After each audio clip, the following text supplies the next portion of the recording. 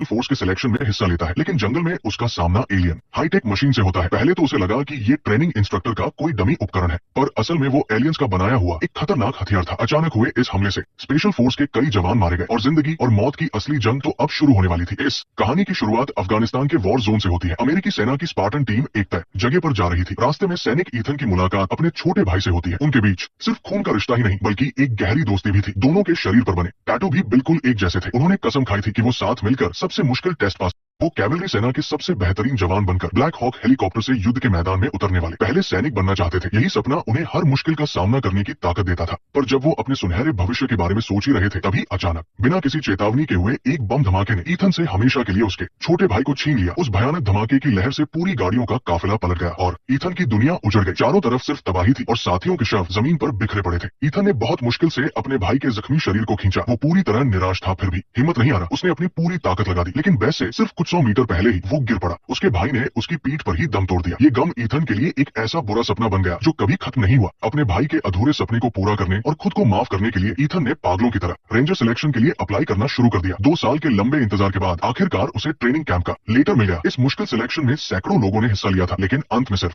10 लोगों को ही चुना जाना था। यहाँ उन्हें सबसे कठिन ट्रेनिंग और टेस्ट से गुजरना था। हर वो उम्मीदवार जो अंत तक टिकेगा वो सबसे बेहतरीन सैनिकों में से एक होगा। जैसे ही इंस्ट्रक्टर ने कमान दी, वो खतरनाक ट्रेनिंग शुरू हो गई। लेकिन पहले ही फिटनेस टेस्ट में आधे से ज्यादा लोग बाहर हो गए। इसके बाद होने वाली लंबी दौड़ तो हर किसी की सहन शक्ति का एक बहुत बड़ा इम्तिहान थी। ईथन एक बिना रुकने वाली मशीन की तरह लगातार अपनी शारीरिक सीमाओं को पार कर रहा था। उसने अपने सारे दर्द और यादों को ट्रेनिंग के पसीने में बदल दिया था। वो बहुत कम आराम करता, किसी से बात नहीं करता। उसकी सिर्फ एक ही जिद थी कि उसे उस आखिरी फिनिश लाइन को पार करना है। ईथन के इस बेहतरीन प्रदर्शन पर इंस्ट्रक्टर का भी ध्यान गया। खाना खाते समय टीवी पर एक खबर आई कि एक अजीब सा उल्कापिंड पृथ्वी की ओर बढ़ रहा है। लोगों ने इसे बस एक रोजाना की आम खबर समझा, लेकिन किसी को अंदाजा नहीं था कि ये उनके एक भयानक सपने की शुरुआत होगी। बहुत मुश्किल ट्रेनिंग और कड़ी परीक्षा के बाद शुरुआत में आए सैकड़ों लोगों में से अब सिर्फ कुछ दर्जन लोग ही बचे थे। तभी एक बार पानी के अंदर की ट्रेनिंग में ईथन के साथ एक हादसा हो गया। पानी के अंदर के सन्नाटे में उसे अपने मरे हुए भाई की याद आ गई और उस घबराहट में वो पानी में डूबने लगा। गनीमत रही कि उसके साथियों ने तुरंत देख लिया और उसे मौत के मुंह से बाहर निकाल लिया। लेकिन इस छोटी सी घटना की वजह से उसका डाइविंग टेस्ट फेल कर दिया गया और उसे आगे की ट्रेनिंग से भी बाहर कर दिया गया। उसे ऑफिस बुलाकर बता दिया गया कि उसे निकाल दिया गया है, लेकिन ट्रेनिंग में उसके बेहतरीन प्रदर्शन को देखते हुए उसे किसी दूसरे विभाग में भेजने का ऑफर भी दिया गया। इस अच्छे मौके के बावजूद जिद्दी ईथन ने साफ मना कर दिया। उसकी जबरदस्त ताकत ने इंस्ट्रक्टर का ध्यान तो खींचा था, लेकिन उसके अकेले रहने और गुस्सैल स्वभाव के कारण उसे मानसिक रूप से कमजोर माना गया और उसे लगभग बाहर ही कर दिया गया था। पर एक अच्छे जवान की कद्र करने वाले इंस्ट्रक्टर ने उसे एक और मौका देने का फैसला किया। रिजल्ट वाले दिन ईथन को लगा कि उसका सफर यही खत्म हो गया, लेकिन तभी इंस्ट्रक्टर ने ऐलान किया कि वो अगले राउंड में पहुंच गए हैं। अब सिलेक्शन का आखिरी पड़ाव था। इंस्ट्रक्टर ने उन्हें एक फाइनल टास्क दिया जिसमें उन्हें विद्रोहियों के अड्डे से बंधकों को छुड़ाना था। इसके अलावा बेहतरीन प्रदर्शन करने वाले ईथन को इस मिशन का कैप्टन भी बना दिया गया। उसे बचे हुए बेहतरीन जवानों के साथ आखिरी टेस्ट डेथ मार्च को पूरा करना था। अगर विद्रोहियों की कोई ट्रेनिंग गोली उन्हें लग जाती तो वो गेम से बाहर हो जाते। तय जगह पर पहुंचने के बाद टीम ने अपना मिशन शुरू कर दिया। जंगल में इकट्ठा होने के बाद ईथन ने एक प्लान बनाया। उन्हें एक ही दिन के अंदर अपनी मंजिल तक पहुंचना था, इसलिए लंबा सफर जल्दी तय करना उनकी सबसे बड़ी चुनौती थी। खतरनाक चट्टानों और उबड़ खाबड़ पहाड़ी रास्तों को पार करते हुए कई मुश्किलों के बाद वो आखिरकार अपने टारगेट इलाके में पहुंच गए। जैसे ही सब लोग थोड़ा आराम करने की सोच ही रहे थे कि तभी अचानक कुछ आग की लपटें उनके पास से गुजरी। सब लोग एकदम से चौंक गए। किसी को समझ नहीं आया कि क्या हुआ है। ईथन ने बिल्कुल भी देरी नहीं की और टीम को रात भर चलने का आदेश दिया। चौथे दिन सुबह के समय वो लोग अपनी मंजिल के काफी करीब पहुंच चुके थे। थोड़ी ही देर में उन्हें नदी के किनारे एक बहुत ही एडवांस और हाईटेक रोबोटिक आर्मर मिला। एक जवान ने मजाक में कहा कि इस बार के टेस्ट के लिए इंस्ट्रक्टर्स ने स्पेशल इफेक्ट्स पर सच में काफी पैसा खर्च किया है, लेकिन किसी ने सपने में भी नहीं सोचा था कि ये कोई ट्रेनिंग का सामान नहीं बल्कि एलियंस का एक खतरनाक जंगी हथियार था। ईथन ने तुरंत हमले का प्लान बनाया, लेकिन कुछ जवानों ने इसका विरोध किया। वो अभी भी अपने टारगेट से कुछ 100 मीटर दूर थे और सबसे अजीब बात तो ये थी कि उनके रेडियो काम नहीं कर रहे थे और कंपास भी अचानक खराब हो गया था। एक जवान ने अंदाजा लगाया कि शायद ये इंस्ट्रक्टर का कोई नया टेस्ट हो, ताकि वो देख सके कि ऐसी अचानक आई मुसीबत में वो कैसे रिएक्ट करते हैं। लेकिन ईथन ने तुरंत हमले का आदेश दे दिया। टीम को कई छोटी टुकड़ियों में बांट दिया गया और उन्होंने चारों तरफ पोजीशन ले ली। तभी अचानक एक चमकती हुई रोशनी ने ईथन का ध्यान खींचा। बाकी जवानों ने अपने प्लान के मुताबिक उस मशीन पर बम लगा दिए। पर सबसे ज्यादा चौंकाने वाली बात तो ये थी कि वो रोशनी दरअसल एक क्रैश हुए स्पेसशिप की थी। इससे पहले कि वो मशीन कुछ समझ पाती, जवानों ने बम ब्लास्ट कर दिया। एक बहुत ही जोरदार धमाका हुआ, लेकिन उस मशीन को खरोंच तक नहीं आई। ये देखकर हर कोई पूरी तरह से हैरान रह गया। तभी वो मशीन अचानक हवा में उछली और उसमें से एक बहुत तेज लाल रोशनी निकलने लगी। उस मशीन ने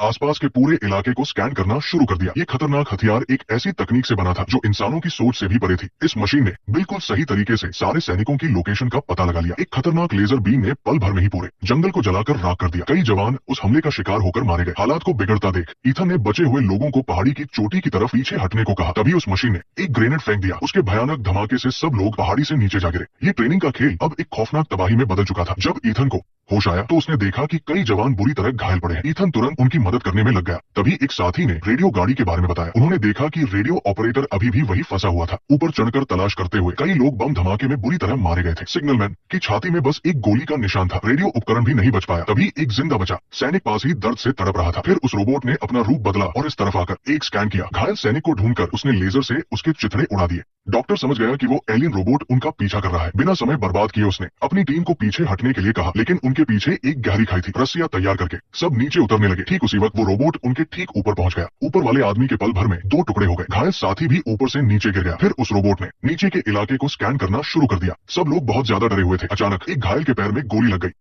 डॉक्टर ने तुरंत सबको वहां से भागने को कहा, लेकिन उस रोबोट की गोलियों की बौछार बारिश की तरह हो रही थी। बचाओ, कोई मुझे बचाओ। जान बचाकर भागने के बाद वो आखिरकार उस रोबोट से बचने में कामयाब हो गए। एक सुरक्षित जगह पर थोड़ा आराम करते हुए ईथन ने घायलों का इलाज किया। अब उन्हें जल्द से जल्द 8 किलोमीटर दूर एक गांव पहुंचना था ताकि घायलों को सही इलाज मिल सके। लेकिन इन पहाड़ों का रास्ता बहुत ही उबड़ खाबड़ था। घायल सैनिकों को साथ ले जाना एक बड़ी चुनौती थी। ईथन कभी अपने साथियों को पीछे नहीं छोड़ता था। नदी की घाटी पहुंचकर उन्हें सामने बहती तेज नदी को पार करना था। ईथन ने अपनी जान जोखिम में डालकर सबसे पहले बर्फीले पानी में छलांग लगा दी। उसने खुद को एक सहारे की तरह इस्तेमाल करके साथियों के लिए एक रास्ता बनाया। उन्होंने अपनी पूरी ताकत लगा दी और गंभीर रूप से घायल साथियों के साथ एक एक करके नदी पार की। लेकिन ठीक उसी पल वो एलियन रोबोट फिर से उनका पीछा करते हुए आ गया। वो नदी के ऊपर हवा में रुका रहा और बड़ी बेरमी से उसने वो रस्सी काट दी। बचे हुए सैनिक किसी पत्थर की तरह तेज बहाव में गिर गए और पानी उन्हें अपने साथ एक गहरी खाई की तरफ बहा ले गया। ईथन ने पानी में पूरी जान लगाकर संघर्ष किया और नंबर 7 को बहने से बचा लिया। लेकिन बाकी के कई साथी उस खौफनाक नदी में हमेशा के लिए बह गए। जिंदा बचे साथियों को इस तबाही के बीच वो गांव मिल ही गया। ये जगह उनके ट्रेनर की टीम का मीटिंग पॉइंट होना चाहिए था, लेकिन वहां सिर्फ टूटी दीवारें और जली हुई लाशें ही थी। ईथन को मलबे में ट्रेनर की लाश मिली। उनकी आखिरी उम्मीद भी इसी के साथ खत्म हो गई। ये कोई ट्रेनिंग नहीं थी, बल्कि उन पर सच में एलियंस ने हमला कर दिया था। टीवी न्यूज की पुरानी यादों को जोड़कर आखिरकार उन्हें पूरी सच्चाई समझ आ गई, जिसे वो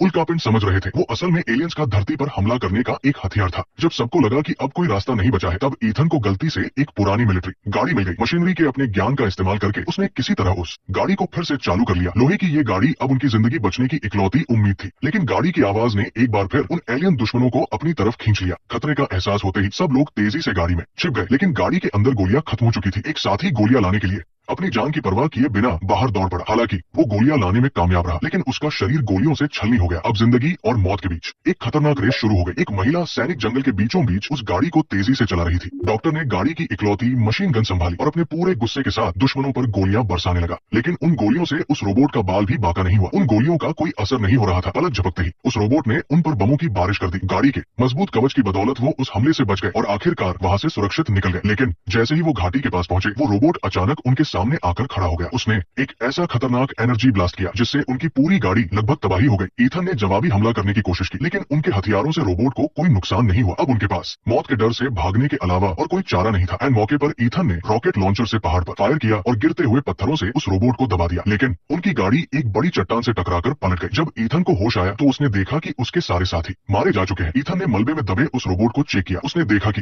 रोबोट के कुछ हिस्से आसमान की तरफ कोई सिग्नल भेज रहे थे, जैसे कि वो कोई मैसेज पास कर रहे हो। तभी ईथन की नजर पास ही पड़े घायल नंबर 7 पर गई। शुक्र है कि उसकी सांसें चल रही थी। ईथन वहां एक पल भी नहीं रुका और तुरंत उसे लेकर वहां से निकल गया। मौत से लड़ रहे नंबर 7 को देखकर उसे अपने उस भाई की याद आ गई जिसने उसी की पीठ पर दम तोड़ा था। ईथन बहुत दुखी था, लेकिन उसकी इस हालत को देखकर नंबर 7 को हिम्मत मिली। ठीक उसी वक्त उस रोबोट की लेजर लाइट ने रात के अंधेरे को चीर दिया। दूर खड़ी एक बड़ी क्रेन को देखकर ईथन के दिमाग में एक आइडिया आया। उसने नोटिस किया कि रोबोट हमला करने के बाद अपनी गर्मी बाहर निकालने के लिए एक वेंट खोलता है। एक इंजीनियर होने के नाते ईथन को साइंस का वो नियम याद आया जिसके मुताबिक ऊर्जा न तो पैदा की जा सकती है और न ही नष्ट की जा सकती है, बस उसका रूप बदलता है। अगर वो उस वेंट को बंद कर दे तो अंदर की भयानक गर्मी मशीन को पिघला देगी। उसके दिमाग में एक खतरनाक प्लान आया। उसने नंबर 7 को एक सुरक्षित जगह पर छिपाया और अकेला पास की एक पत्थर की खदान की तरफ दौड़ पड़ा। वो उस एलियन मशीन को इंसानों की बनाई हुई एक बड़ी मशीन से हराना चाहता था। उसने एक बहुत बड़ी पत्थर तोड़ने वाली मशीन चालू कर दी। उस मशीन के भारी भरकम पुर्जे अब उस एलियन रोबोट को हराने की इकलौती उम्मीद थे। कुछ ही देर बाद ईथन ने एक सिग्नल फायर करके रोबोट को खदान की तरफ खींच लिया। जैसे ही पहले से बिछाए हुए बम फटे, वो विशाल रोबोट खदान में गिर गया। ईथन उस विशाल मशीन को कंट्रोल करते हुए हुए उस एलियन रोबोट से भिड़ गया। ये एक ऐसी लड़ाई थी जिसमें जीतना लगभग नामुमकिन था। उसने मशीन को पूरी पावर दी और उस रोबोट को जोर से पत्थरों की दीवार पर दे मारा। इस जबरदस्त टक्कर में रोबोट बस अपना एनर्जी ब्लास्ट करने ही वाला था। ईथन ने मशीन का पूरा दम लगा दिया और आखिरकार उस रोबोट को पत्थर तोड़ने वाली मशीन के सामने धकेल दिया। ऊपर से पत्थर बारिश की तरह गिरने लगे और उन्होंने रोबोट के वेंट को पूरी तरह बंद कर दिया। अंदर की भयानक एनर्जी और गर्मी की वजह से रोबोट का इंजन पिघलने लगा और आखिरकार एक जोरदार धमाके के साथ वो पूरी खदान के साथ राख में बदल गया। इस खौफनाक लड़ाई के खत्म होने के बाद ईथन बुरी तरह थक चुका था। वो वापस लौटा और बेहोश पड़े। नंबर 7 को अपने कंधों पर उठाकर धीरे धीरे अपनी मंजिल की तरफ बढ़ने लगा। इस बार भी उसने हार नहीं मानी थी। जब वो आखिरकार अपने बेस कैंप पहुंचा तब जाकर उसे एक और भयानक सच पता चला। ये